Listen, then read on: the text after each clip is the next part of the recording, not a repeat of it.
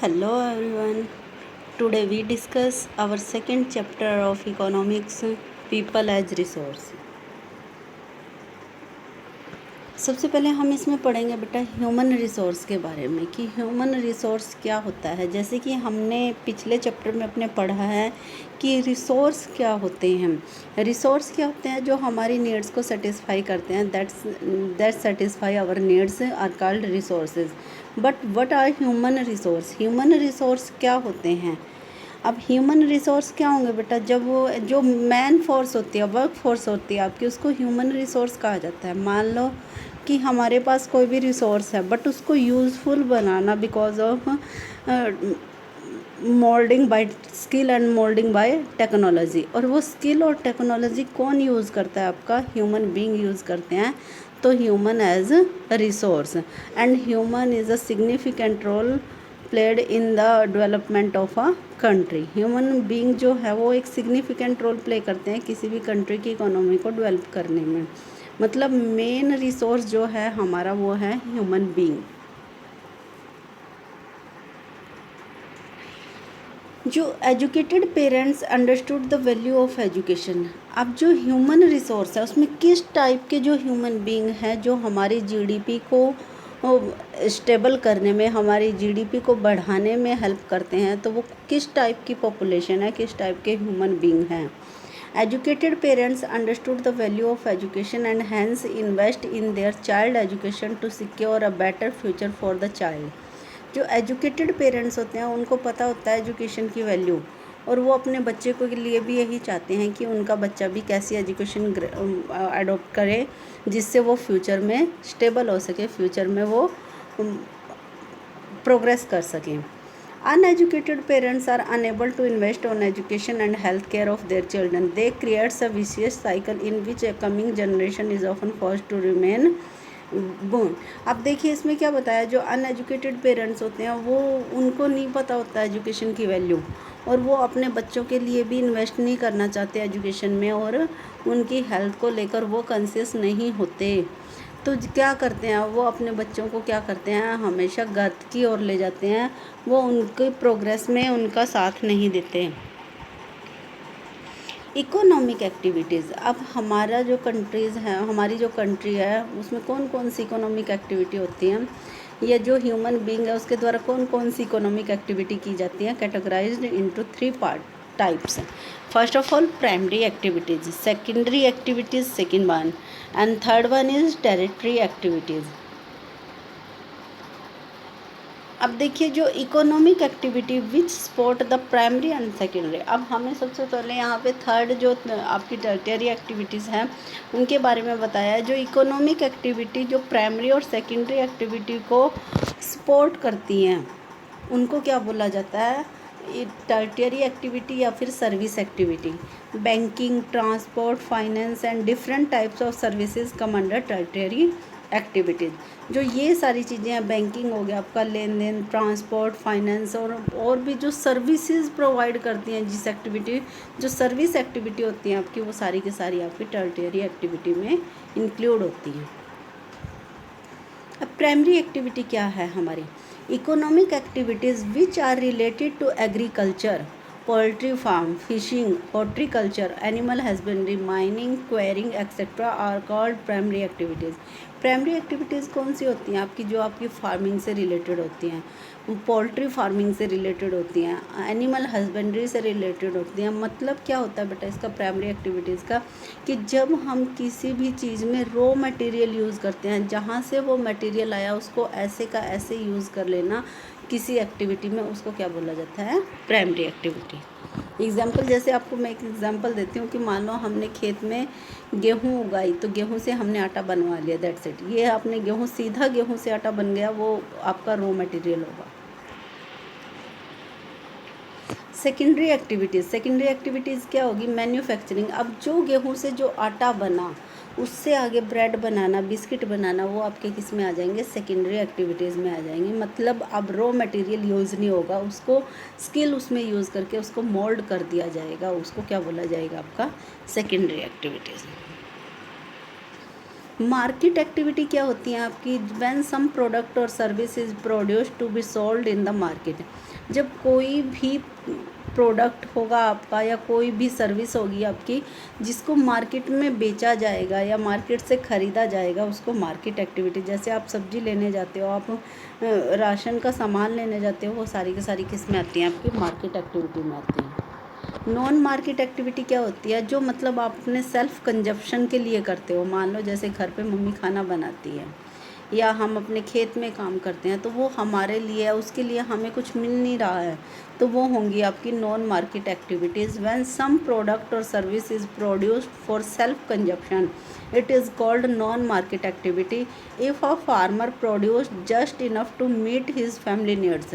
देखो इसमें बताया है कि अगर एक फार्मर अपनी फैमिली की नीड्स को पूरा करने के लिए कमाता है, तो वो किस में आती है? आपकी नॉन मार्केट एक्टिविटी में। ऐसे ही एक हाउस वाइफ जब अपने घर के लिए खाना बनाती है, घर की साफ़ सफाई करती है, वो किस में आती है? नॉन मार्केट एक्टिविटी में आती है, क्योंकि उसमें उसका सिर्फ उसकी फैमिली मेम्बर्स के लिए बेनिफिट है और किसी के लिए उसमें बेनिफिट नहीं है। क्वालिटी ऑफ पॉपुलेशन, तो किस तरह की पॉपुलेशन होनी चाहिए किसी भी कंट्री की जीडीपी को अपलिफ्ट करने के लिए?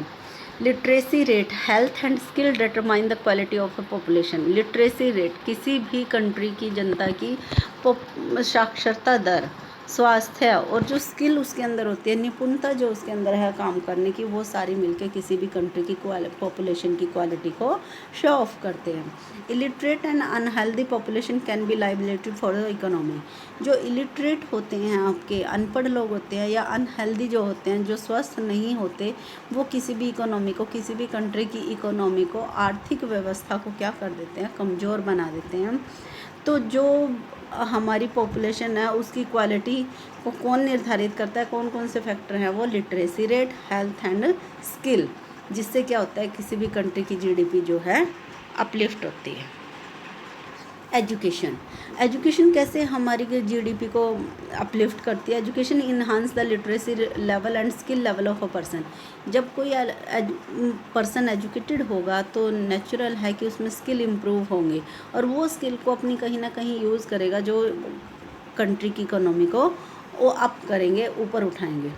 अब गवर्नमेंट ने क्या किया? एजुकेशन प्रोवाइड करने के लिए लोगों को बहुत सारी स्कीम्स को लॉन्च किया है। उनमें से जो सबसे पहली स्कीम है और मोस्ट ऑफ गवर्नमेंट ने किसके ऊपर एम्फेसाइज किया है? गर्ल्स एजुकेशन के ऊपर, कि लड़कियों को एजुकेशन दी जानी चाहिए।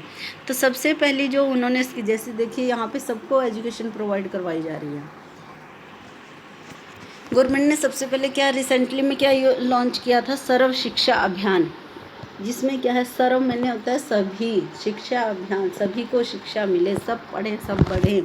तो इसके अंदर क्या था कि 6 to 14 years age are given elementary education. मतलब वो बच्चे जो 6 से 14 साल के हैं उनको एलिमेंट्री एजुकेशन दी जानी चाहिए और वो क्या होनी चाहिए? फ्री ऑफ कॉस्ट होनी चाहिए। सेकेंड, गवर्नमेंट ने क्या बोला है कि मिड डे मील प्रोवाइड करवाया जाएगा। जैसे आपने देखा होगा गवर्नमेंट स्कूल्स में बच्चों को दोपहर का खाना दिया जाता है। तो वो क्यों दिया जाता है? वहाँ पे खाना क्यों बनाया जाता है? ताकि जो बच्चे अपने घर में जिनको अच्छे से प्रॉपर खाना नहीं मिलता है, जो पेरेंट्स ये सोचते हैं कि हमें फ़ीस भी भरनी पड़ेगी तो हम इनको खाना कहाँ से खिलाएंगे, तो उनको स्कूल में लाने के लिए कि उनको ना तो खाने की दिक्कत होगी और ना ही फ़ीस की दिक्कत होगी, उनके लिए गवर्नमेंट ने क्या शुरू किया है? मिड डे मील स्कीम जो है उसको शुरू किया है। देखिए, राइट टू एजुकेशन, जो हमारे फंडामेंटल राइट्स हैं उनमें एक थर्ड नंबर पे आता है आपका राइट टू एजुकेशन, और वो किसके, उसी के ही अंडर आती है आपकी सर्व शिक्षा अभियान। अब जो सर्व शिक्षा अभियान चलाया उसका गोल क्या रखा है? उसके एम्स क्या रखे हैं? गोल्स क्या है उसके? कि नए स्कूल ओपन करना, open new school in areas which do not have them and to expand existing school infrastructure and maintenance. और नए नए स्कूल ओपन करना और जो स्कूल हैं उनका जो ढांचा है या जो उनकी मेंटेनेंस है उसको प्रॉपर बनाए रखना। अब और दूसरा क्या गोल रखा है सर्व शिक्षा अभियान का? कि जो एडुकेट टीचर हैं, जो टीचर लगे हुए हैं उन स्कूलों में, उनको और जो नए टीचर आएंगे उनको ट्रेनिंग प्रोवाइड करवाना कि वो बच्चे की मेंटालिटी को समझ सकें। और जो एलिमेंट्री एजुकेशन प्रोवाइड करवाई जाती है बच्चों को वो कैसी होनी चाहिए, क्वालिटी बेस्ड होनी चाहिए, जिससे कि बच्चों के अंदर स्किल इम्प्रूव हो। और स्पेशल फोकस किया गया है गर्ल्स एजुकेशन पर, कंप्यूटर एजुकेशन पर, बेसिक एजुकेशन पर सर्व शिक्षा अभियान में। Health, a healthy person can fully realise his potential and can be assessed for the. अब देखिए बेटा, हेल्थ कैसे रोल प्ले करती है। मान लो एक पर्सन ऐसा है जो बीमार है बहुत, वो चल फिर नहीं सकता, वो काम नहीं कर सकता, तो वो कैसे किसी कंट्री की इकोनॉमी को अपलिफ्ट करेगा, क्योंकि वो अपना ही बोझ नहीं उठा पा रहा है, अपने आप को ही संभाल नहीं पा रहा है वो, तो वो कैसे किसी स्किल को उसमें लगाएगा कंट्री की इकोनॉमी को अपलिफ्ट करने में, या कैसे वो काम करेगा। और जब तक इंसान काम करने के लायक नहीं होता, वो कुछ भी नहीं कमा सकता, कुछ भी नहीं बना सकता। द गवर्नमेंट हेल्थ स्कीम, अब गवर्नमेंट ने इसके लिए क्या किया है, जैसे एजुकेशन को वो इम्प्रूव करने के लिए सर्व शिक्षा अभियान और ट्रेनिंग फॉर टीचर्स किया, तो यहाँ पे हेल्थ को इम्प्रूव करने के लिए क्या किया है गवर्नमेंट एक न्यूट्रिशन प्रोवाइड करवाती है।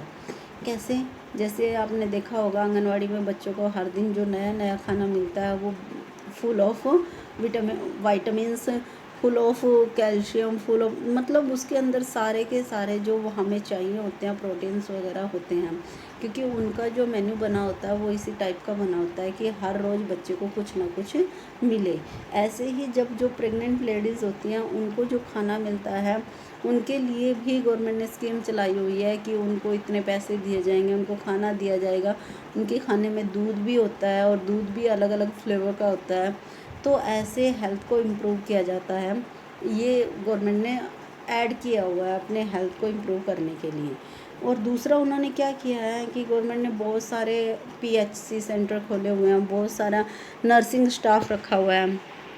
As you seen in this picture कि जो हमारा हेल्थ इंफ्रास्ट्रक्चर है वो उसमें क्या है कि 1951 में 725 हमारे पास PHC थी, ऐसी थी, और 1981 में इतने हो गए, 2001 में इतने हो गए। ऐसे ही जो डिस्पेंसरीज थी, हॉस्पिटल थे, वो इतने थे, इतने से इतने, इतने से इतने होते जाए, और उनमें जो बेड्स हैं वो पहले इतने थे, उनकी इतनी थी, मतलब क्या किया गया, इम्प्रूव किया गया। ठीक है बेटा।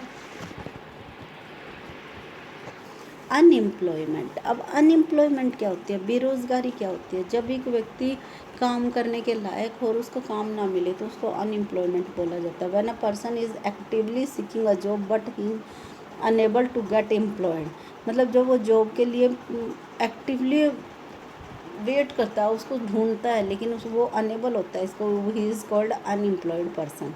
और इस में कौन से पर्सन आते हैं, जिनकी एज 15 to 59 ईयर्स होती है, मतलब 15 से ऊपर वाले और 59 से नीचे वाले लोगों को, जिनको जॉब नहीं मिलती, जिनको काम नहीं मिलता, उनको हम अनएम्प्लॉयड पर्सन बोल सकते हैं। अब अनएम्प्लॉयमेंट को भी कैटेगराइज किया है, तो फर्स्ट इसमें क्या है आपका, सीजनल अनएम्प्लॉयमेंट। मैक्सिमम ये रूरल एरियाज़ में पाई जाती है। और ये सीजनल इसको क्यों बोला है, क्योंकि ये सीज़न में होती है। जैसे आप देखते हो कि जब खेतों में काम होता है, कटाई का, बुआई का, ये काम होते हैं आपके, तो बहुत जो वर्कर्स होते हैं वो बिजी रहते हैं, उनको काम मिलता रहता है। बट जब ये सारे प्रोसीजर पूरा हो जाता है तो एक टाइम ऐसा आता है कि उनके पास कोई काम नहीं रहता, उसको बोला जाता है सीजनल अनएम्प्लॉयमेंट। हिडन अनएम्प्लॉयमेंट क्या होती है बेटा, मैं इसको अपनी लैंग्वेज में बताती हूँ। हिडन अनएम्प्लॉयमेंट, मान लो आपके पास एक खेत है और उसमें आपके जो पापा हैं, भाई हैं, मम्मी है, वो सारे काम करते हैं उसमें इतना, अगर 2 पर्सन भी लग जाए, 3 पर्सन भी लग जाए, वो तो उसमें सफिशिएंट हो जाता है। लेकिन उसमें आपकी पूरी फैमिली लगी हुई है, तो ये तो नहीं होगा कि पूरी फैमिली के लगने से वो उस खेत में ज़्यादा प्रोडक्शन होगा। प्रोडक्शन तो उतना ही होगा क्योंकि उसका एरिया इतना ही है। लेकिन जो मेंबर ज़्यादा इंक्लूड हुए हैं वो किस में आते हैं, आपके हिडन अनएम्प्लॉयमेंट में आते हैं। एजुकेटेड अनएम्प्लॉयमेंट क्या होती है, एंड एजुकेटेड अनएम्प्लॉयड होते हैं, जो मतलब पढ़े लिखे होते हैं लेकिन उनको काम नहीं मिलता। पढ़े लिखे लोगों, कई बार आपने देखा होगा आपके घर में भी कोई ऐसा होगा कि जिसने ग्रेजुएशन की होगी, पोस्ट ग्रेजुएशन की होगी, बट उसके पास कोई काम नहीं होता, वो इधर उधर ऐसे ही घूमता रहता है, तो उसको बोला जाता है एजुकेटेड अनएम्प्लॉयड। अब इसके अनएम्प्लॉयमेंट के इफ़ेक्ट्स क्या होते हैं कि अनएम्प्लॉयमेंट किसी भी इंसान को इमोशनली क्या करता है, ड्रेनिंग करता है, उसको इमोशनली नीचे लेके आता है। और वो क्या करता है, वो फाइनेंशियल भी कमज़ोर होता जाता है, क्योंकि उसके पास काम नहीं है, उसके पास पैसा नहीं है। और क्या होगा, जो अनएम्प्लॉयड पर्सन होंगे वो क्राइम रेट को भी इंक्रीज़ करते हैं, क्योंकि जब उनकी डिमांड्स पूरी नहीं होगी, उनकी मांगें पूरी नहीं होगी, तो वो क्राइम की तरफ बढ़ जाते हैं। Thank you. This is your second chapter of economics, people as resource. Have a nice day.